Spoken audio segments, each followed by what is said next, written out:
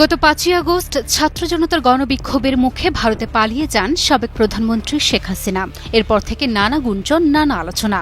ভারতের রাজধানী দিল্লিতে তার অবস্থান নিশ্চিত হলেও সাম্প্রতিক সময়ে শোনা যাচ্ছে নতুন গুঞ্জন।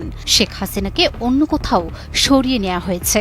একাধিক সূত্রের দাবি, শেখ হাসিনা এখন দিল্লিতে নেই, তাকে অন্য কোনো নিরাপদ স্থানে সরিয়ে নেওয়া হয়েছে।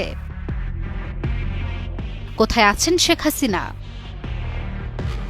তীব্র জনরোষে বাংলাদেশ থেকে পালিয়ে গিয়ে ভারতে অবস্থান করছে শেখ হাসিনা। ভারতের বিভিন্ন গণমাধ্যম বলছে, সেখানে শেখ হাসিনার জন্য কঠোর নিরাপত্তার ব্যবস্থা রয়েছে। তার নিরাপত্তায় সার্বক্ষণিক সাদা পোশাকে নিরাপত্তা কর্মীরা রয়েছেন।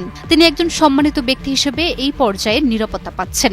শুধু তাই নয়, সেখানে তার থাকার সব ব্যবস্থা করা হয়েছে। মাঝে মাঝে লোধি গার্ডেনে হাঁটতে যাওয়ার অনুমতি পেলেও তার চারপাশে থাকে নিরাপত্তা বাহিনীর কড়া পাহারা।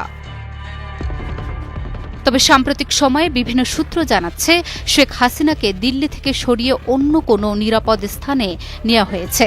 একটি জাতীয় দৈনিকের একাধিক সূত্র বলছে, তাকে ইস্টার্ন কমান্ডের একটি নিরাপদ জোনে রাখা হয়েছে। তবে ভারত সরকার এখনও এই বিষয়ে কোনো আনুষ্ঠানিক বক্তব্য দেয়নি। এর আগেও শেখ হাসিনাকে দিল্লি থেকে সরিয়ে নেয়ার গুঞ্জন ওঠে। তবে তখন শেখ হাসিনা দিল্লিতেই অবস্থান করছেন এবং সেখানকার কোন এলাকায় আছেন তা জানায় ভারতীয় সংবাদ মাধ্যম দ্য প্রিন্ট। সংবাদ মাধ্যমটির প্রতিবেদন অনুযায়ী নয়াদিল্লির লুটিয়েন্স বাংলো জোনের একটি বাড়িতে বসবাস করছেন শেখ হাসিনা। বাংলাদেশের সাবেক এই প্রধানমন্ত্রীর জন্য কঠোর নিরাপত্তা নিশ্চিত করেছে ভারত সরকার।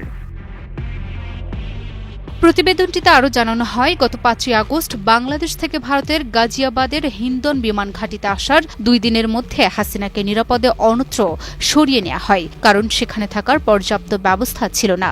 পরে লুটিয়েন্স দিল্লির নিরাপদ ও সুরক্ষিত এলাকায় একটি বাড়িতে তার থাকার ব্যবস্থা করা হয়। কঠোর নিরাপত্তা বেষ্টিত ওই এলাকায় ভারতের অনেক সাবেক ও বর্তমান এমপির বাড়ি রয়েছে বলে জানা যায়।